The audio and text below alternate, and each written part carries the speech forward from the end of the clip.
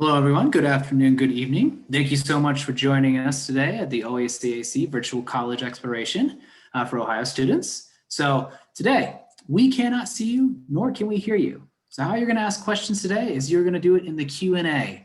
Please put them in the Q&A and we'll definitely get to them at some point in the presentation, whether it be at the end or maybe during, but definitely he will get to them. So please put them in the Q&A. Also, you can sign up for more sessions just like this one at oacac.org, where you'll either be able to see live virtual sessions like this one, or you can also see recordings later on of other universities as well as this one today will also be recorded for your viewing pleasure if you wish to show it to maybe some family members or your friends as well. So with that, I'm going to kick it off to Will to talk about the fantastic University of Tennessee. Right. Thank you very much. Let me see if I got this. Boom. There we go. How's everybody doing out there? Like I said, my name is Will. I'm with the University of Tennessee, Knoxville. I'm really excited to be here, share some of the good information about Tennessee with the Ohio students, with my Ohio family. I'm actually based out of Cincinnati. So if you're going to have any questions about, hey, how's the leaves looking down in Knoxville? I don't know. I haven't had a chance to go down there. I've been stuck at home in Cincinnati, so I can only tell you what it looks like here. But I do want to talk a little bit about the University of Tennessee today, kind of go over some just good general information, not just about the university, but core courses, the way we do our GPA, applying scholarships, all that good information we're going to cover here today. So let's just go ahead and just dive right on in to the program here. All right, let's see if I can get this going. All right, so first thing I always want to talk about is the fact that we're a national brand. People know who the University of Tennessee is. We're known from coast to coast. We're absolutely established. We've been around for a long time.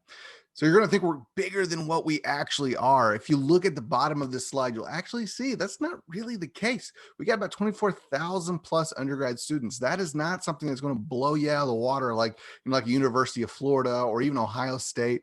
We're more of that mid-sized university level, and I love that. And a big bonus of that is the fact that we had that 17-to-1 student to faculty ratio. So, the average classroom size is just over about 25 students. So it's never going to be overwhelming. A lot of times when people think about that college experience, that college course, they kind of base it on what they've seen in movies. And it's always like those giant stadium style arena seating where it's like hundreds of students. You don't get to know anybody. You don't get to talk to the people next to you. You don't get to know your professor. That's not really going to be the case at University of Tennessee. Now, we're an old university, so we do have those big auditoriums, but for the most part, you're going to be in a little bit smaller environment, especially if you're in some of our honors programs, some of our honor courses. They're less than like 10 students when you're really diving in, which is fantastic. Some of the other stats on this slide that I think are really impressive: 89% of our student body receives financial aid and scholarships of some kind. I don't think I'm saying anything too, like bold or crazy when I say that. College is expensive. So anything that we can do to kind of help lessen that load on you, I'm absolutely a fan of. So the fact that nearly 90% of our students get some type of financial aid, I think is fantastic.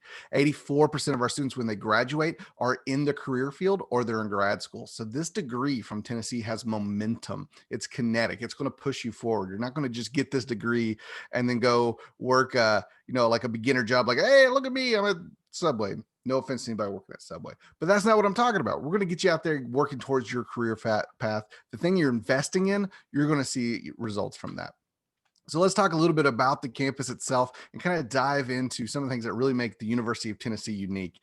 First and foremost, we are the flagship university of the state of Tennessee. We're also the land-grant university for the state. And that's not that common, that a university can be both the flagship and the land-grant university. Even more rare than that, we are a D1 school, SEC athletics. Everybody knows that. Everybody knows Tennessee is in the SEC. What they don't know is that we are an R1 Carnegie Distinction School. That means we are a top tier research facility. Now, that is something that does not happen very often. You can count that on one hand how many universities in America are both D1 athletics and R1 research. So that is very unique to the University of Tennessee. It's an absolutely beautiful campus, over 910 acres on our campus right there in the heart of Knoxville. We'll talk more about the city here in a minute, but the campus itself is absolutely beautiful.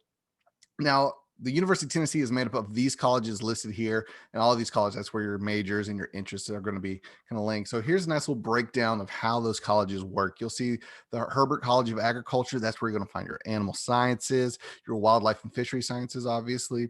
The College of Architecture and Design, that's actually where graphic design is. And interior architecture, that's one of the most competitive programs at the University of Tennessee is our architecture program. Our College of Arts and Sciences kind of covers a lot of different stuff, as you see here. Like in one aspect, there is the School of Music, and in another classroom, we get neuroscience. So that's a pretty wide gamut that the College of Arts and Sciences covers at the University of Tennessee. That's pretty incredible. The Haslam College of Business, absolutely one of our premier programs and colleges at the university. That's where your business analytics and stats are. Our supply chain management program is 5th in the nation, top 5 program in that field in the country. Very proud of how our College of Business is doing. The College of Communication and Information, what's up? Communication major? Yeah, that's what I am. That's where you get your journalism, electronic media, broadcasting, public relations. All those good programs are located in that college. The College of Education, Health, and Human Sciences. One thing I love to talk about here, the College of Ed is very unique at the University of Tennessee. Instead of doing 4 years to get your bachelor's and additional 2 to get your master's, we do them both in 5. So your senior year, when you're working on your bachelor's program, you're actually in your first year of your master's program. So if you want to get a degree in education, we're going to get you both a bachelor's and a master's in 5 years, get you out in the job market. The Tickle College of Engineering, another one of our colleges that we're known for coast to coast. That is where our aerospace, biomedical, computer, nuclear engineering is housed. Now that makes a lot of sense, the nuclear engineering, because I don't know if you guys know this, but Oak Ridge, Tennessee is about 20 minutes away from the campus, and that is where the atomic bomb was created. So it makes a lot of sense that we have a fantastic nuclear engineering program at the University of Tennessee. That's where the Oak Ridge National Lab is. It's like one of the largest labs for nuclear engineering in the world. People come from all over the country and the globe to work there. College of Nursing, probably the most competitive college at the University of Tennessee. It is very selective of who they accept into the college. You have to be accepted into Tennessee, and then you apply to join the College of Nursing. So it is very competitive. Just want to put that out there if you're thinking about it, but it's absolutely phenomenal. A phenomenal College of Nursing. College of Social Work is also our smallest college because they focus on one thing only, social work. So they're pretty good at that too. Now, I mentioned a couple of those programs were competitive. Now, these are the ones that are known for being the most competitive on our campus: the College of Architecture and Design, the College of Nursing, the Tickle College of Engineering, the Pre-Pharmacy Directed MIT program, and then the School of Music. That's kind of a little curve there at the end, a little curveball. You don't see that coming. The School of Music, you got to have some pipes here at the University of Tennessee if you want to get in our School of Music. So that's kind of all well and good talking about the academic side of the university, but I want to kind of bring it back to the student experience, because the college experience is what happens outside of the classroom. When we all think back, like when I think back to my years in college, and I was like, man, those are the best days of my life. It's not because I had an awesome, English class. It's because of the friends and experiences I had outside of the classroom. So I want to talk a quick minute about some of these experiences. Living on campus, that's a big question people always have. Like, do I have to live on campus? And if yes, how long? We do have a policy at the University of Tennessee that your first year here, you will live on campus. We have 40 different residence halls with 3 different housing styles, but it's just your first year, and your first year only is required to live on campus. After that, you can move off of campus with your new friends you've made your freshman year, get an apartment, I don't know, go buy a house, get a sailboat, live on the Tennessee River. Completely up to you. We also have 14 different living and learning communities, and those are kind of floors in these residence halls that are dedicated to specific majors or hobbies or interests. So let's say like engineering students, nursing students, they all would kind of live on the same floor together, and that's a really big boon, especially for out-of-state students to kind of come in and get plugged in directly to a little community like that. You guys are working on like the same homework, you got the same test coming up, you can all kind of plan on finals at the same time, going to bed around the same time, waking up around the same time. So it kind of really helps build that community as soon as you get there. And that's a big thing that we like to push for at the University of Tennessee, is making a big campus feel smaller. If you go to a small school, there's not a lot you can do to make it feel bigger than what it is. but there's a lot you can do to make it feel smaller, make it feel cozier, get to know people, kind of build within that community. And there's lots of different things you can do to get out there and get to know people. And so a big thing we push for, just getting involved in clubs and organizations, getting out of your residence hall room. If you're just going to class and then back to your dorm room and just streaming Netflix all the time, that's like the world's most expensive high school experience. So we want to get you out, get involved with different groups and clubs on our campus. We have over 600 clubs and organizations for you to join. So I can pretty confidently say that if you have a hobby or an interest, we probably already have a club for you, just ready to go. Now, if you don't, you can kind of work with our student life office, and that's how we keep that ball rolling and keep those relevant and grow them every single year. And they kind of cover everything. Don't think these are just like, oh, I got to join, I want to run for student body president, I guess, or I need to go do some volunteer service, which is great. Or I need to be, the debate club, like all these kind of like very official sounding things. There are just ridiculous clubs too you can join, just for lack of better, like just stupid and silly, like a sleeping club. You like to sleep? Guess what? There's a club you can join. You can all talk about how much you love to sleep 6 hours a night. Ta-da. Clubs for anything and everything. That's the thing I'm stressing here. Now, intramural and club sports are also really popular on campus. So I'm going to take a step back and we're going to kind of talk about the tiers of athletics, because at the top is D1. That's the scholarship level athletics. But club sports are just below that. That's where you still represent the University of Tennessee. You still travel, you play against other schools. It's pretty official. There's no scholarships attached to it, but it's fun. It's very competitive.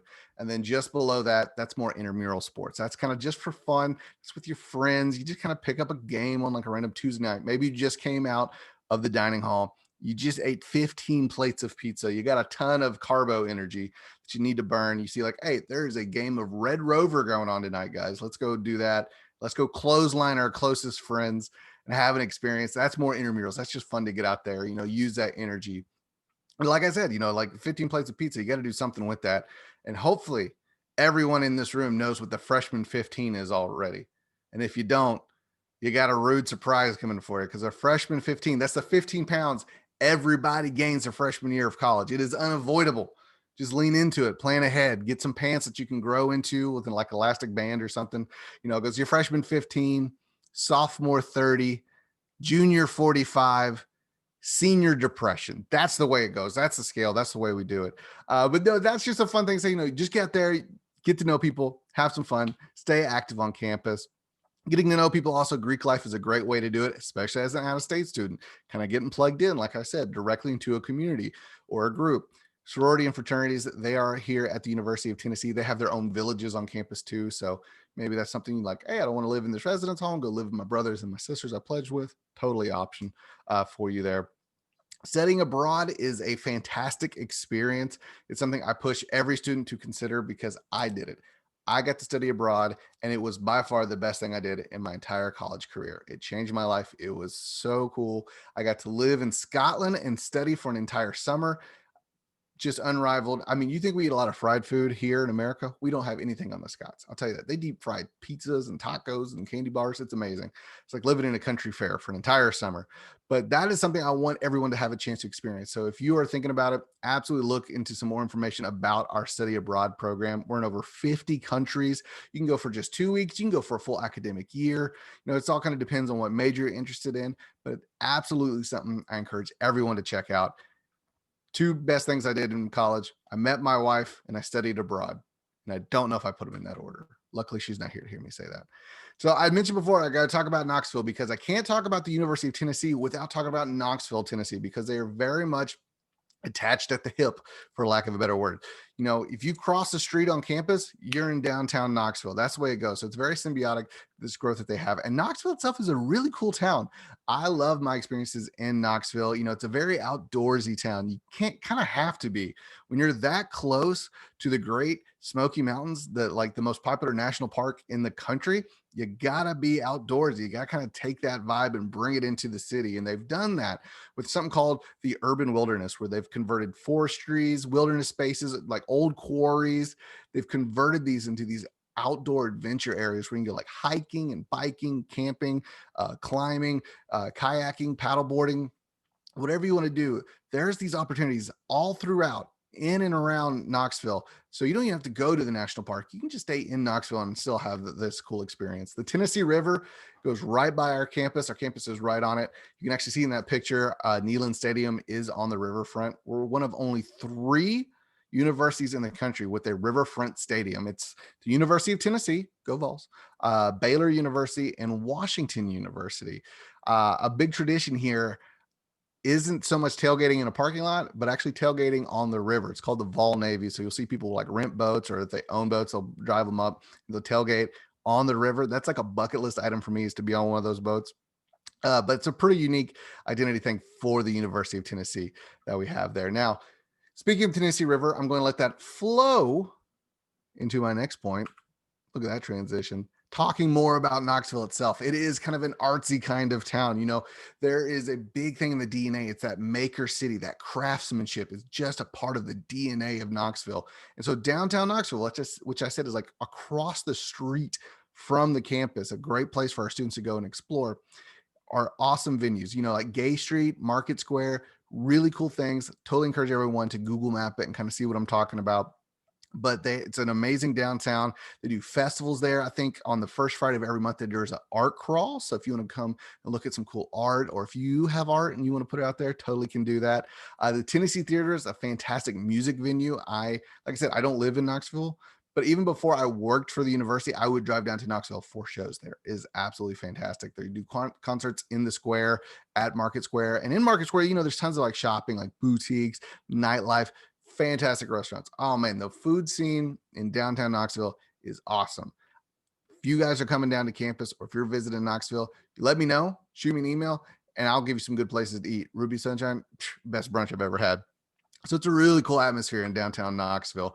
And some of the other cool things about Knoxville that people don't realize is the big businesses that are located there. You know, like Regal Cinema is the second largest movie theater chain in the country, based out of Knoxville. Discovery, so you know, HGTV, Food Network, Travel Channel, based out of Knoxville. Altered State, a very popular clothing store, based out of Knoxville. Mastercrafted Sea Ray, you know, Sea Rays, you know, ski-doos, jet skis, get them fresh off the assembly line and go tear up the Tennessee River if you want to, because that's based out of Knoxville. We have a ton of different things. Pilot Corporation, that's based out of Knoxville because it's owned by the Haslam family, alums of the University of Tennessee. They also own the Cleveland Browns, so that's kind of a cool connection to have, especially, you know, for all my Ohio peeps. Woo, you know, they're doing a little better than my Bengals, but that's okay. That's okay. Down at the bottom, you see the Oak Ridge National Lab. I mentioned that earlier. One of the largest nuclear engineering labs in the world. I think it has a top 10 supercomputer base there. The experts who work at the Oak Ridge National Lab, it's like the word expert doesn't even do them justice. So it's a really cool environment. So there's a lot of big businesses that are based out of Knoxville that people just don't realize. So now that's a good little primer about, you know, not just the campus experience, about Knoxville, the academic side, but now I want to kind of take it into the next step, and that's about applying. Now, I'm sure a lot of you have already completed your applications. We just wrapped our early admissions process on November 2nd. So now we're in our regular deadline phase. But just in case, you know, there's some people out there who are still working on their application or haven't started it yet, no problem. I'm going to explain some things about it. So we've had some big differences this year from years before. And the first and foremost one is we are officially a test optional school. That means you do not need to submit your ACT or SAT scores to be admitted to University of Tennessee. Hallelujah. Oh man, I wish this was around when I was going through school, because I hate the ACT. I took it 6 times. I still wake up in a cold sweat at night thinking about that math section. I got PTSD from that stupid test. So we are officially test optional. We have no preference whether you submit test scores or you do not. No preference whatsoever. We will look at your application in a holistic manner, no matter which way you choose it. And just kind of show you the differences. Here's the two paths that you have. You have the test optional, or you have with test scores. No matter what, you submit an online application. Duh. You complete a self-reported academic record. That's also something new this year, and I'll talk about it in the next couple slides. You pay a $50 application fee. You write one essay. You have 7 different prompts. You pick one of them. You write one essay. If there's one thing I can encourage all of you guys to do, is your first idea you have for an essay, and your second idea you have for an essay, and your third idea you have for an essay, throw them out. Think on it longer and harder than that. I cannot tell you how many essays I have read about the big game or about the big injury. I know those are really defining experiences for you, but you got to keep in mind that the people who are reading your applications, we read that all the time. So dig deeper when it comes to your essay. Don't just go for like, I was in the big game my senior year and I hurt my knee. Read that 1,000 times. So that's going to help you stand out. Just friendly advice right there. Now, here's where things differ after you get done with that essay. You either would submit your test scores, or if you're not submitting test scores, you do an additional essay. That's it. That's the only difference between submitting test scores and going test optional. That's the only difference.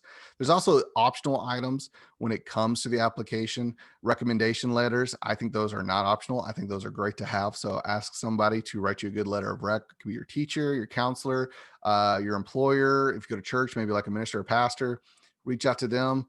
Don't have grandma do it. I know Meemaw loves you, but she's a little biased. So I say avoid those. Kind of stick to something more professional. And then a supporting statement is also optional. And essentially, that's your chance to tell us stuff that we need to know.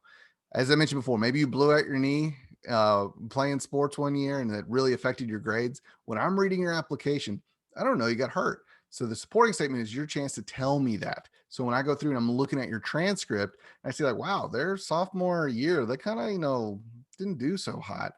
That's when you can tell me like, hey, I blew out my knee, really affected my grades, but you see I bounced back. And now I'm viewing it in a new light where I'm like, well, this student, they got determination, they got grit, they got follow through. That's what we want in a Tennessee volunteer. So that's your chance to tell us stuff that you think we should know.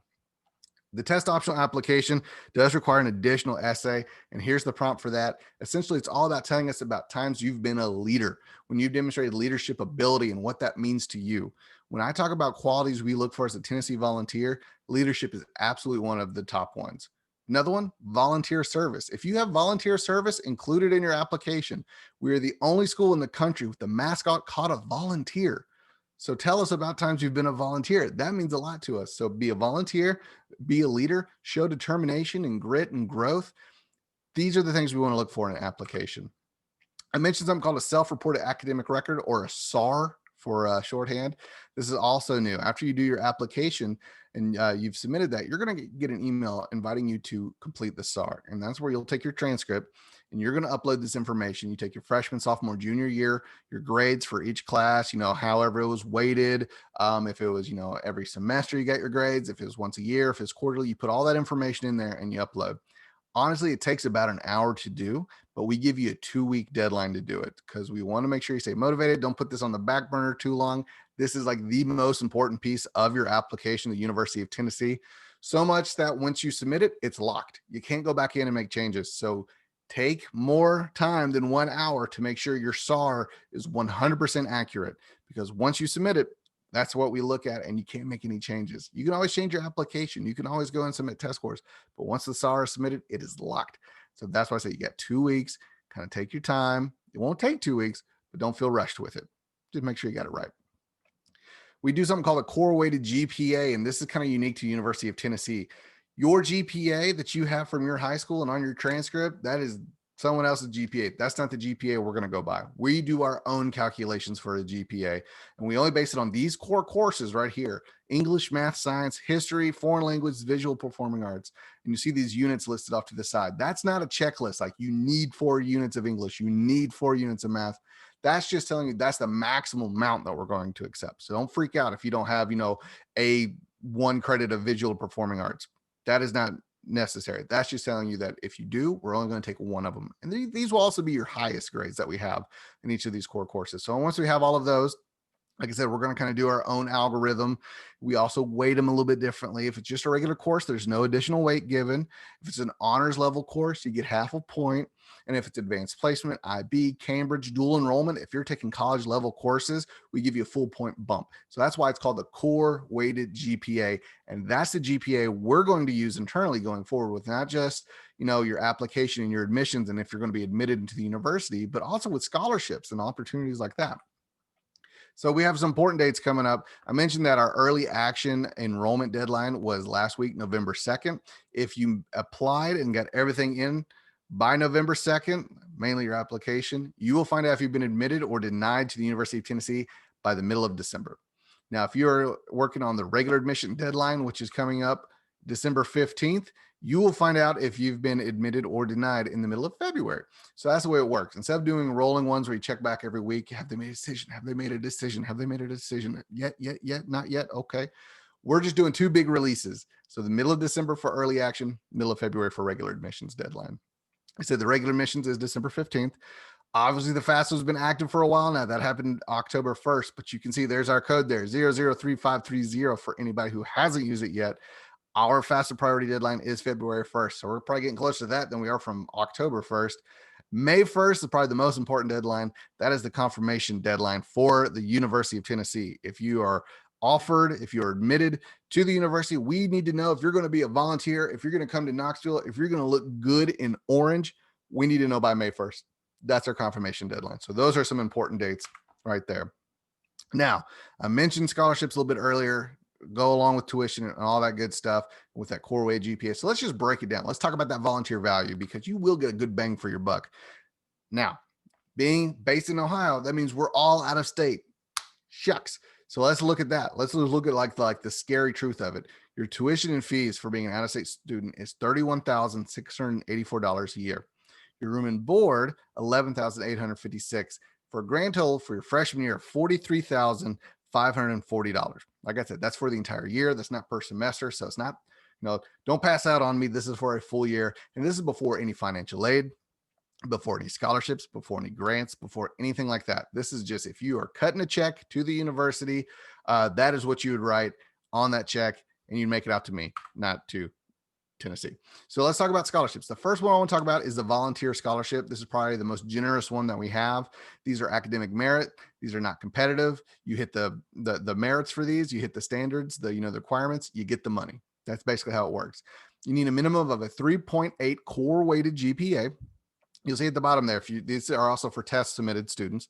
If you have a 28 to 29 on the ACT or a 1300 to 1350 on the SAT, you automatically get $10,000 a year. So that's 40,000 total because you're going to get that for 4 years. And if you have a 30 to a 33 on the ACT or a 1360 to a 1480, that's 15 a year for 60 total. And then the top one, a 34 to a 36 on the ACT or a 1490 to a 1600 on the SAT for $18,000 a year annually for a grand total over 4 years of $72,000. That's a lot of money. I know everyone I'm talking to has got that perfect 36, that perfect 1600. So woo, that's what we're getting. But let's say we don't. So now this is a different scholarship model here. This is the Tennessee Explorer Scholarship. This is if you have a minimum of a 3.6 core weighted GPA. This starts around a 24 on the ACT or 25 on the ACT. So you see there's different metrics there. So we really widen it. But when we take a step back, the total academic merit scholarship value is $4,000 to $18,000 a year. Automatically, it's not competitive. We don't run out of this money. So it's not like a first come, first serve like it is with like federal grants or anything like that. This is just kind of baked in. Now you may be wondering, hey, I'm test optional. You said you didn't have a preference. That's not fair. They're getting all the money. I don't get anything. Whoa. We do have a scholarship specifically for our test optional students called the Beacon Scholarship. It is based purely off of your GPA, so a minimum 3.8, and then the strength of your application.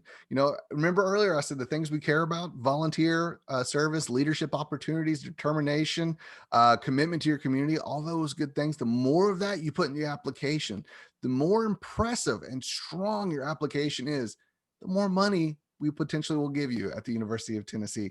There is no test scores involved with this. It's just off our holistic review of your application. We will determine how much money, and it's the exact same award amount as people who are submitting test scores. So $4,000 all the way up to $18,000 a year automatically and not competitive. I fully believe that we have one of the best visit programs in the country. Hopefully everyone in here has already made it down to the campus and has taken part of our campus tours. They're incredible. I think we just added some more December dates. You can only bring one guest right now because we got to be safe with COVID, with the pandemic. We don't want people bringing whole groups. Like we're not even doing like school groups right now, but we are doing like kind of, one-on-one individual visits. You can bring one guest with you. It is incredible. They really roll out the red carpet for you. It's going to be memorable. I highly encourage everyone, if you haven't done an on-campus tour, look into that. Before you do that, though, if you want to take a virtual tour, you can. We have a virtual tour on our website. We have other virtual services too. You can set up a chat with the student. So say you're, an architecture student and you're like, hey, I've heard it's competitive, I've heard it's kind of tough. I would really love to talk to another architectural student. How can I do that? Reach out on our visit page. We can set that up for you there too. So you can talk to actual students in the programs of your interest and kind of hear it straight from the horse's mouth of how that experience is. Instead of listening to me, talk to someone in that program. So we got a lot of good visit information for you on our website. Also, if you have any follow-up questions, there's my contact information. Always feel free to reach out to me anytime. You can call me, you can text me, you can email me, of course. I'm literally paid to make your life a little bit easier because everyone their senior year is facing the same 3 difficult questions. 1, are you going to go to school? 2, what school are you going to go to? And 3, what the heck are you going to study when you get there? Now, if I can help with any of that, then I've basically have done my job. So please, please, please feel comfortable to use me as a resource. Shoot me an email, text me if you have a question or concern about anything. I'm here to make your life easier. I am a resource. So that kind of wraps up my overall PowerPoint presentation. We can do it now to kind of turn it over to everyone else. I don't see any questions in the chat, but we're going to give it a little bit of time here to fill out. If you have a question, please fire away right now. Other than that, it was great to be here tonight, and hopefully everybody learned a lot. And go Vols. Thank you so much, Will, for that fantastic presentation. I think I'm going to leave your information up there for at least another about just 20 seconds or so, and then we'll have some final announcements. And if there are any questions, please put them in the Q&A as we're kind of waiting here about 15, 20 seconds and my final announcements.